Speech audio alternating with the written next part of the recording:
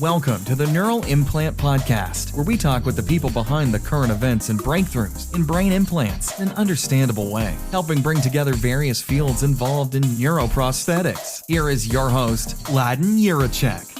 Hello, everyone. Welcome to the Neural Implant Podcast. Today's guest is Jeremy Greenberg, and he works for the Future of Privacy Forum, which is a nonprofit in Washington, D.C. And he just wrote a report, which has other co-authors as well, understanding the data flows and privacy risks of brain-computer interfaces. So looking into privacy management and a little bit neuroethics. And neuroethics is something that we definitely cover a lot on the show. Jeremy, thanks so much for coming on. And thanks so much for penning this 42-page report. And if I have to say, it has 221 references. So you guys definitely worked hard on this. So welcome to the show. Yes, thank you. Thank you very much for having me. And I knew we had a lot of references. I didn't know it was quite that many, but I appreciate you calling that out, definitely. Yeah, very cool. Do you want to introduce yourself? Because you're not a neuroscientist. You're working in a Washington, D.C. nonprofit. So who are you and how did you get into this writing? Yeah, definitely. So I am a policy counsel with Future of Privacy Forum. We're a DC-based nonprofit think tank, and we bring together industry, academics, thought leaders, and advocates looking to promote responsible data use in emerging technology. So we are definitely very future-facing as an organization. My background is I am a lawyer by training. I am a law school graduate. I'm a member of the bar, but I've never actually worked in a traditional legal job. I have always worked in the more policy-oriented space in DC. And yeah, this was a really fascinating project for us. About 2 years ago, so back pre-pandemic, I was working on a number of issues involving AI and machine learning and looking at some of the privacy risks and ethical challenges there. And we were just looking at some interesting applications that intersected with AI and machine learning. And one of those was neurotechnology. And we felt that there were a lot of questions involving neurotech and brain-computer interfaces. There were a lot of really fascinating privacy risks out there. So this was definitely in our wheelhouse at FPF. We decided that we wanted to write this report. We did a lot of initial research, a lot of outreach to experts in this space. As you mentioned, I am not a neuroscientist. I'm not a neuroethicist, but we were able to make connections with folks who were experts in that area. We brought our knowledge as privacy professionals, and we were really looking to create a primer or a document for a few different audiences here. One is privacy professionals looking to learn more about brain-computer interfaces and neurotech. Another is regulators in the US and abroad who are thinking about privacy legislation or best practices. And then the third audience is just interested folks who want to learn more about this really fascinating area. So yeah, as you said, I'm not a neuroscientist, not a neuroethicist, but I got the opportunity to interact with some great ones. And yeah, we decided to put out this report. That's really cool. And then you guys got a very big partner to help you guys out with this as well, right? Yes, we did. We branded and published with IBM, which was really great. They really brought a lot of expertise, especially related to the neuroscience. They have a lot of technical engineers on staff, also a lot of really accomplished policy folks. They have a great legal compliance staff. And yeah, they were able to definitely work with us on those details in particular. That was a really great experience for us. And yeah, we really value that collaboration. Okay. So let's go into it. Let's dive in a little bit. So maybe a little bit introduction. I guess we can basically go with the different parts. So what is neurotech going to be used for? What are the potential applications? What are the potential risks? Yeah. Do you want to go through? Yeah, definitely. So when it comes to neurotechnology, a major application we're seeing today with brain-computer interfaces is definitely in the health space. And that is used for things like diagnosis, accessibility, using brain-computer interfaces for control of prosthetic limbs or external devices, as well as use for mitigating various symptoms, such as those felt by Parkinson's patients. So that's a major use case, and we definitely wanted to touch on that. And at FPF, we're also very interested in a lot of consumer application and looking at privacy risks in the consumer space. And we've seen that these technologies are starting to appear in that consumer-facing space. So a major space we talk about is also gaming and entertainment. We touch on augmenting various gaming platforms related to virtual reality with brain-computer interfaces. This is something that's starting to happen in the prototype phase. So you now have an additional sensor on a headset that might be collecting neurodata. We also look at some prototypes being used in the education space, monitoring student attention levels. We're also focused on employment, looking at brain-computer interfaces for monitoring workers, potentially modulating workers' nervous systems as well. We also focus on brain-computer interfaces in the smart cities space. That's especially future-facing. So using brain-computer interfaces for advanced communication between construction teams, or even as a tool in connected vehicles. And then also we touch on BCIs in the government and military space as well. You have a lot of research happening with DARPA. So we talk about all of those different use cases, and for each, we try to identify some key privacy risks. And this was a big challenge for us because a lot of this technology is future-facing, and it's hard to accurately identify the prominent risks that we're going to see in the near term. A lot of times when folks talk about the risks in this space, especially in popular news media, it goes into science fiction territory, risks that might come about in hundreds of years if we ever get there. These devices today cannot read someone's exact thoughts. They cannot pump knowledge directly into someone's brain. This is sometimes how they're portrayed in popular media.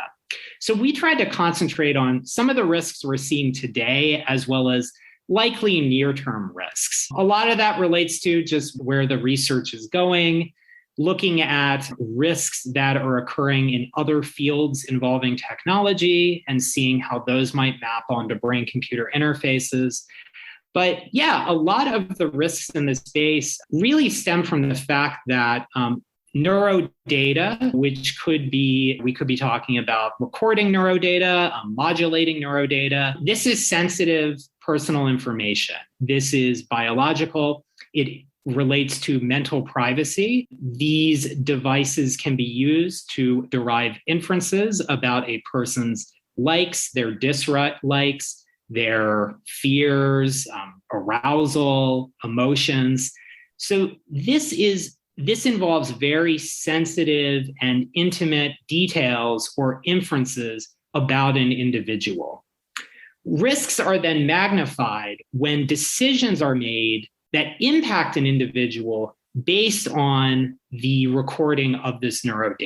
For example, deciding what content to serve or not serve a person based on recording this data, deciding whether or not someone should be hired or fired from a job, making decisions about whether someone is a strong or struggling student based on the collection of this data. Accuracy concerns aside, this is really a major privacy risk. You have that recording of sensitive data, but then when you're making decisions that impact a person based on that data, that's when risks are really magnified.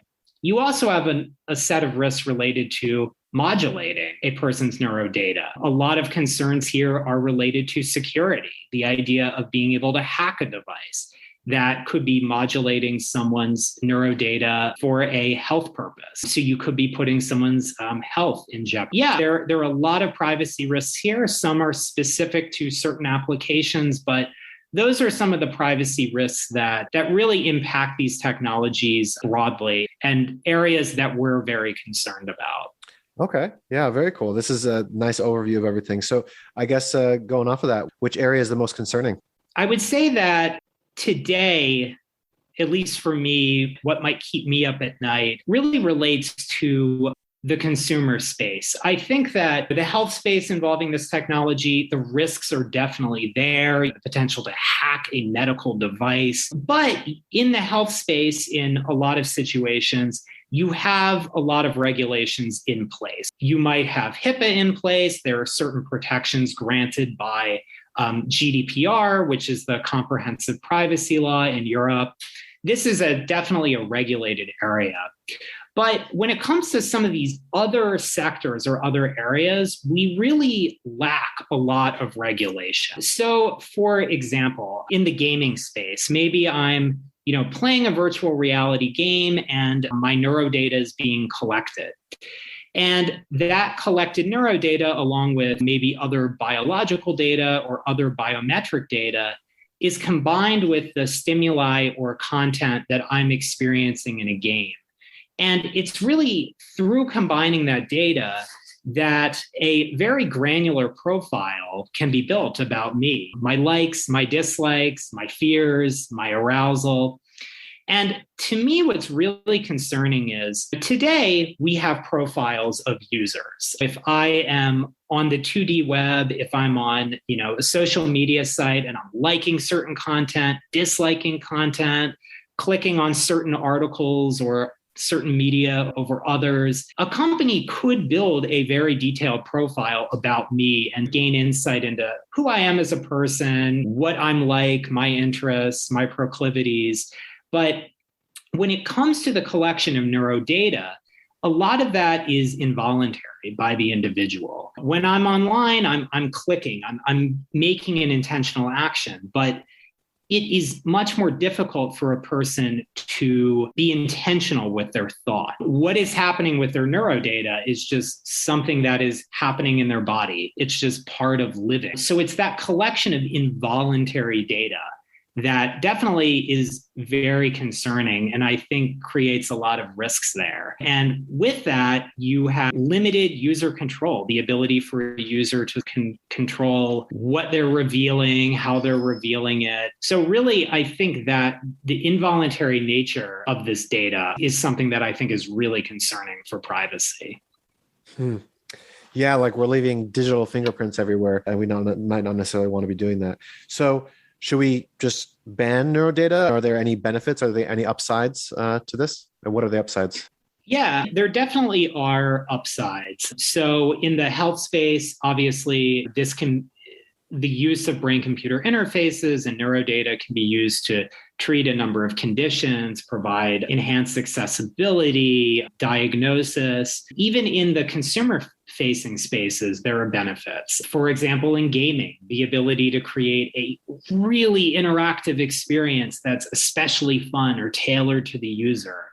In education, potentially this data could be used to better map a particular lesson to a student's cognitive needs or abilities. There definitely are benefits, but there are a lot of risks as well. And in terms of should we ban this technology, I mean, that's a question that we absolutely should be asking. A hope that we have with this report is if a regulator or a policymaker were to read this, that really gets them started with having those conversations, meeting with experts in the field, with neuroethicists, with neuroscientists, having those conversations, seeing what are the real risks here, what are the privacy risks, as well as other ethical risks as well. Can we regulate this in a responsible way so we can maximize some of these benefits while mitigating some of these risks? After having those discussions, after thinking through all of the issues, if it's decided it's best to maybe ban this technology, then that's the way regulators are going to treat this. But yeah, I think it's definitely something that regulators need to be thinking about, whether or not the benefit outweighs the risk or whether or not our regulations can properly tackle these issues. It's especially difficult because there are so many ethical questions with this technology, likely beyond what can be achieved in a statute. So Yeah, I think it's the kind of thing where smart conversations need to be had before deciding to ban this technology.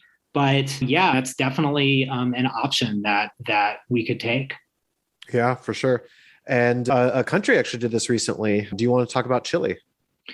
Yeah, definitely. So Chile is really taking a lead when it comes to neuro rights. So they have both a constitutional amendment and a bill. Right now in Chile, as part of the constitution, mental privacy is considered a right under Chile's constitution. So this is definitely an area that regulators in Chile feel is worth providing rights around.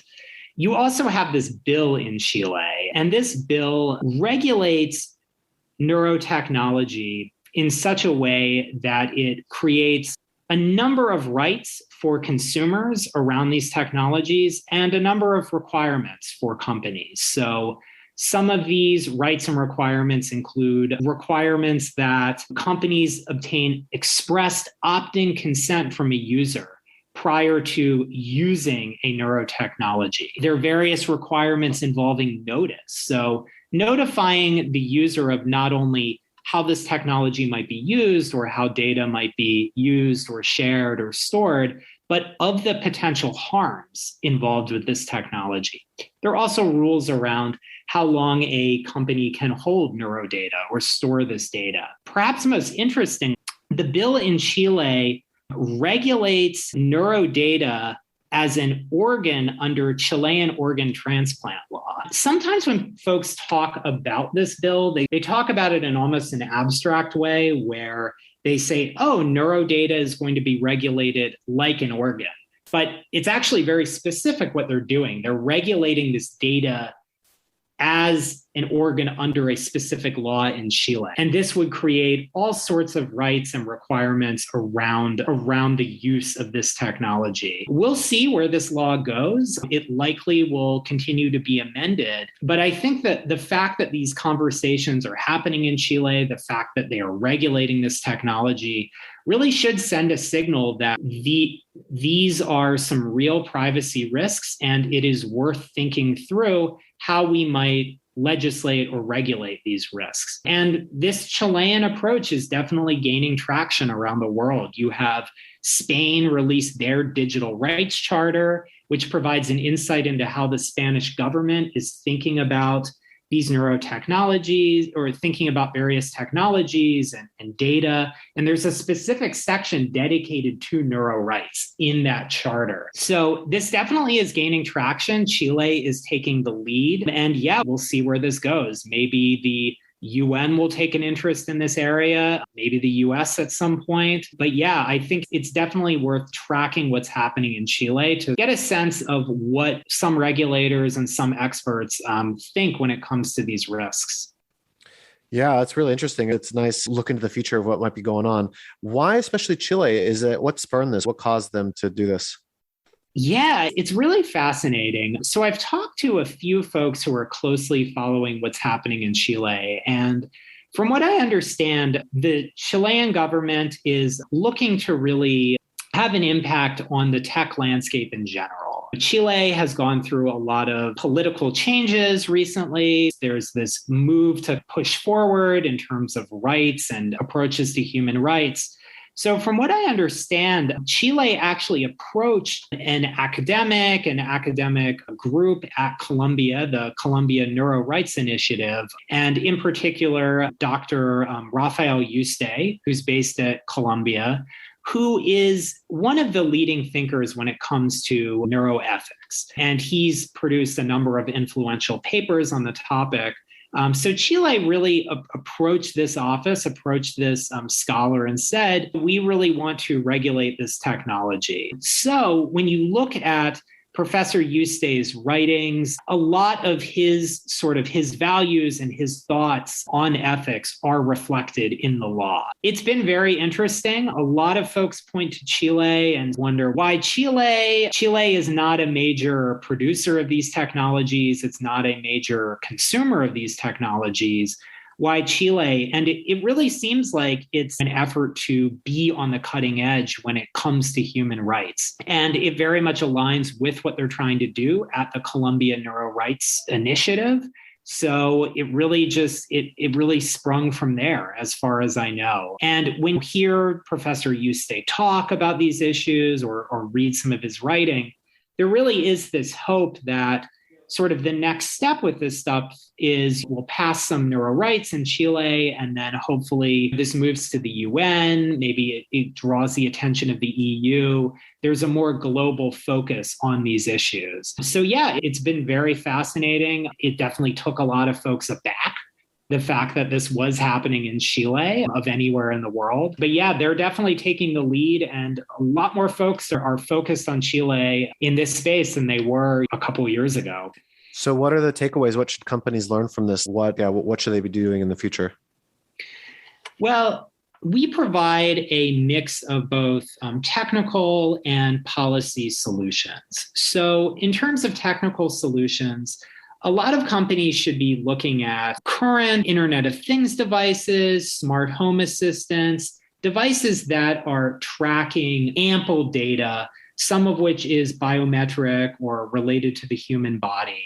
And they should look at what are the best practices in that space and how might this be mapped to these neurotechnologies. For example, think that some initial steps that companies should take is to provide a hard on-off switch where practical. We have these devices today, especially in the smart home arena, that are always on or potentially could be collecting data when the user is unaware. So giving that user that level of control is really important.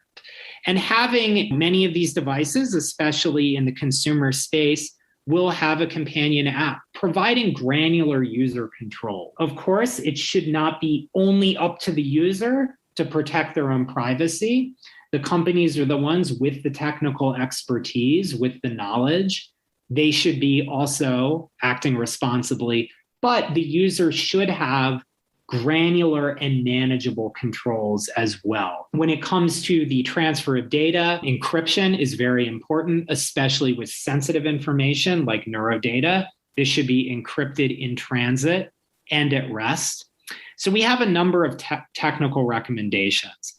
In terms of policy recommendations, we have some other best practices. So we think that companies or organizations or governments should not be making decisions that have legal consequences based on the collection of this neurodata. There are a lot of accuracy concerns. There are a lot of conversations that need to be had about applying this sort of data to these decisions. But we think that organizations should not be making decisions like hiring or firing or decisions based on, whether someone is a strong or struggling student, decisions based around whether or not someone can obtain government benefits based on the collection of this data. So we say that this neurodata or these devices should not be used to make those types of decisions that truly impact individuals. Other policy decisions, we think that an institutional review board, an IRB, or even a less formal ethical review board is really important for companies. You have in the AI and machine learning space a lot of companies who've created their set of ethical principles, and an internal review board that brings together experts from a number of areas. This could include the scientists, legal, policy folks, even marketers, product teams, to discuss the ethical concerns involving this technology. Along with that, there should be a co-participatory relationship between the companies developing this technology or using this technology and the general public who might be encountering this. So you might include early adopters and tech enthusiasts, but also folks who typically do not encounter this technology or have yet to encounter it, but might in the future. Having those dialogues, having those discussions about ethics. What are folks worried about with this technology? And companies should be integrating this feedback into their product. If there's a particular privacy concern involving a community, companies should be looking to address that during the design and rollout process. And in some situations, communities might say, we don't think this technology provides a real benefit here, or we think the risks so far outweigh the benefits that we don't want to encounter this technology or use it.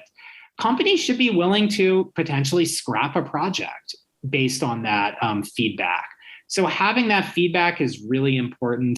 We provide a number of other recommendations as well. Obviously, transparency to users is really important. We still have not gotten that right in the 2D space online. So we have a lot to think about when it comes to neurotechnology, certainly. Those are just some places to start, some places for companies to start thinking about these issues, having those conversations. Yeah, and we include a number of other recommendations in the report. Wow. Yeah, I think this is really interesting, very fascinating stuff. Yeah, Jeremy, I've really enjoyed this. If people want to look at the report, it's online. I have it linked in the show notes. Are there any final thoughts, any takeaways that you wanted to mention? Really, just with this technology, I think something that's really important is for folks who want to learn more, who really want to take a deep dive into this stuff, is to definitely separate fact from fiction. There's so much hype around this technology, especially in news media. There are all of the sort of bombshell stories involving this technology. It's often framed as a device that can allow a user to download their memories, or it can read your exact thoughts. We're not there yet.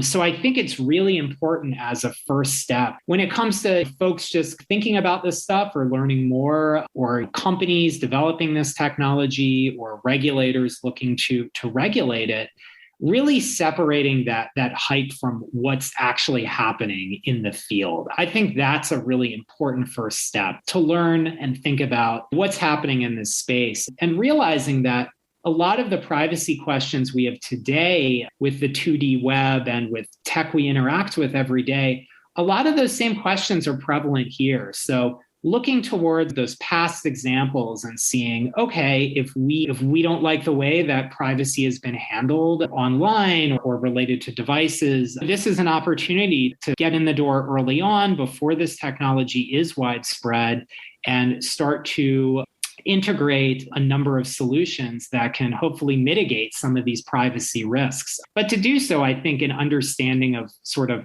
what this technology can and can't do, and where this technology is likely to go in the near term, I think that's really an important first step in order to do all of those things. Yeah, definitely. That's my opinion too, is very rarely do things like completely change as they progress. It's more or less more of the same. And what we were saying is that we have these issues or these questions with 2D web and online or whatever. So really, if anything, it's just going to be more of the same, but different, as they say in Thailand.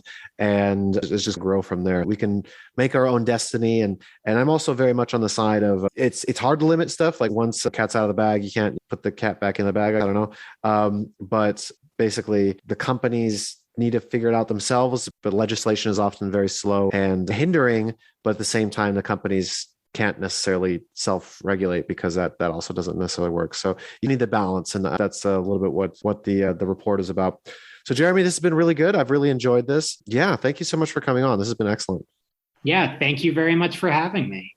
Hope you enjoyed the show and were able to learn something new, bringing together different fields in novel ways. Until next time on the Neural Implant Podcast.